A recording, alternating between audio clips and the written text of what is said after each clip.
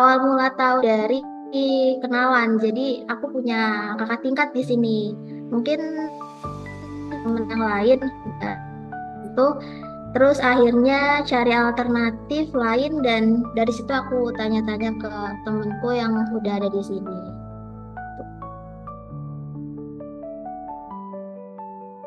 Pengalaman unik dan seru ini sebenarnya banyak sih, tapi kalau di jurusan dia sendiri yang unik dan seru itu yang benar-benar kita ada fun sama dosen. Nah itu seru banget, kita demo masak sama dosen, terus juga bisa langsung cobain makanannya dari dosen yang pastinya namanya mahasiswa bisnis kan diharapkan bisa buat produk sendiri ya Kak. Makanya apa diadakannya kegiatan tersebut. Terus juga waktu itu ada kegiatan di mana kita ini terjun langsung nih ke UMKM. Kita kunjungan ke suatu pasar gitu. Di situ kita riset langsung sesuai sama kebutuhan proyek kita.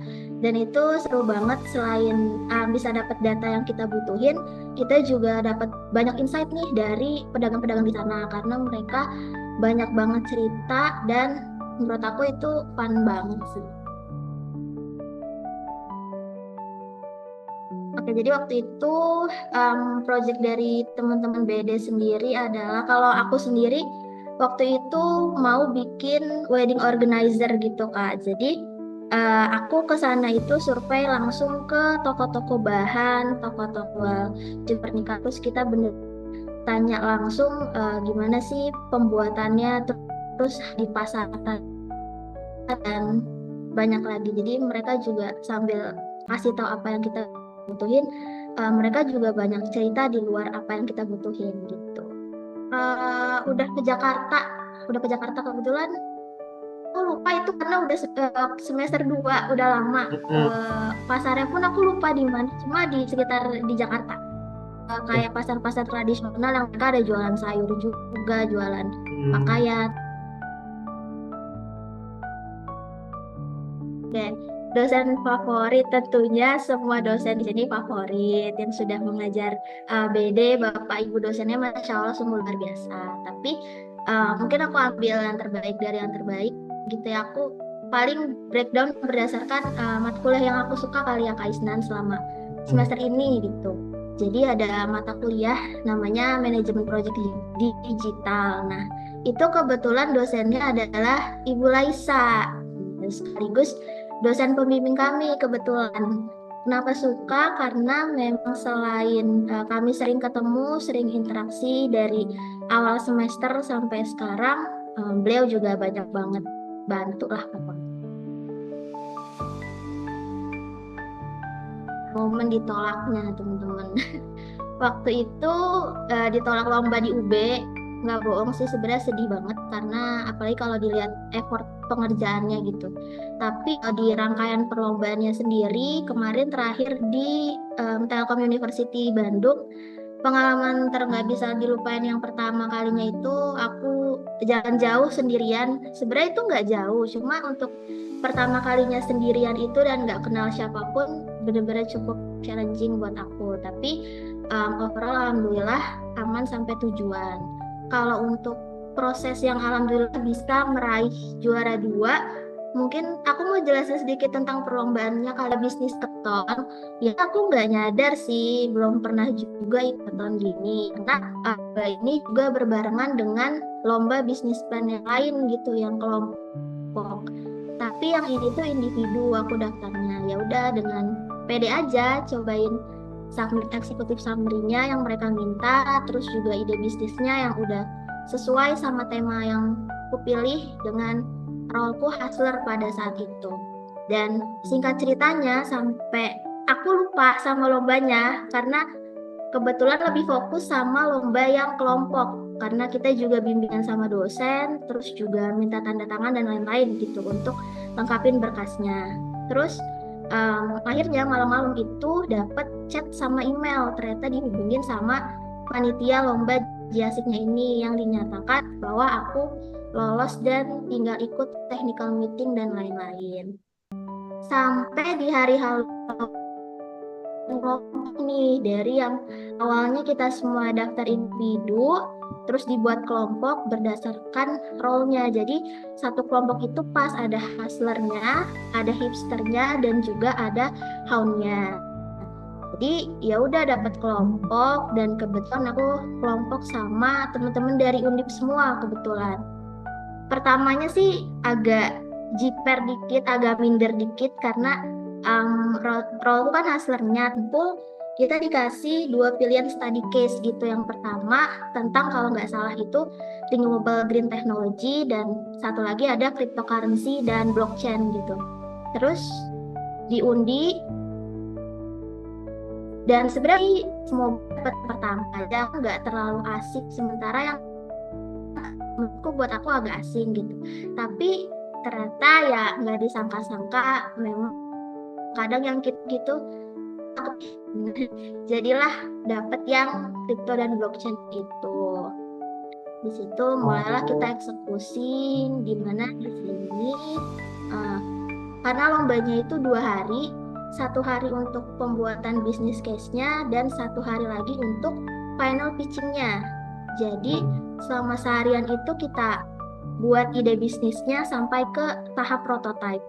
Yang klimaksnya adalah karena kita buat aplikasi penjualan limbah dengan teknologi cryptocurrency dan blockchain, itu risetnya bukan cukup sih, memang sangat menguras tenaga, di mana kita selesai lomba dan balik ke rumah masing-masing tuh.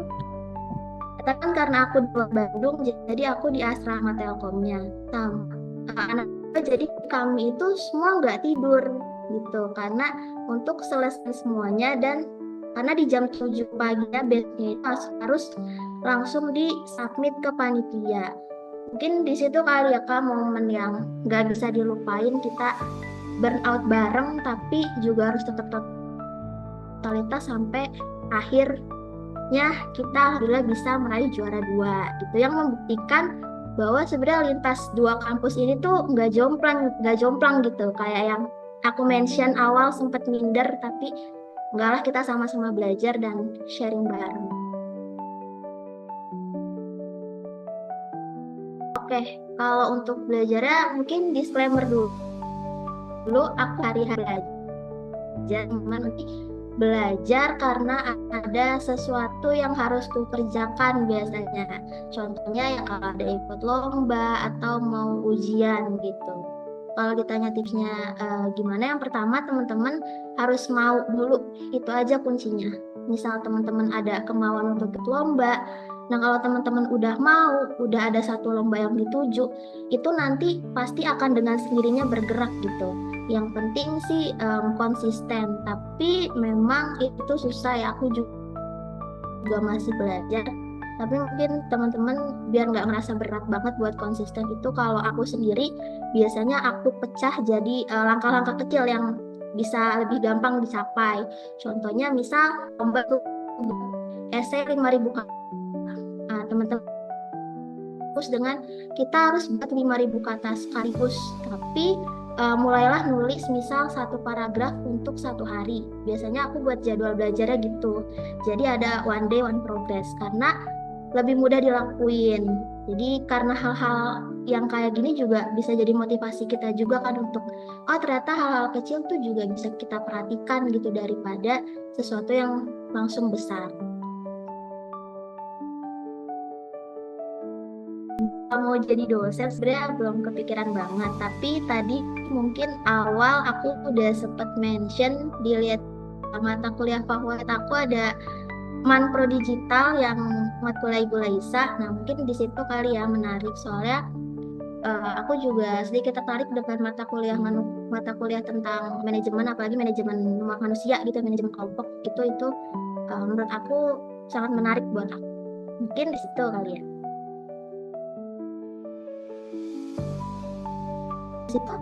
Khususnya di BD sendiri ya, antara teori dan juga praktek tuh balance gitu. Jadi kalau nggak cuma dikasih makan tulisan terus menerus, tapi realisasi dari tulisan tersebut itu juga diberikan gitu. Jadi berguna banget sih nanti di dunia karir. Yang harus ditingkatin itu sebenarnya anak mahasiswa udah cukup terus dan cukup mudah punya gitu. Cuma mungkin lebih banyak untuk mendengar mahasiswanya aja sih.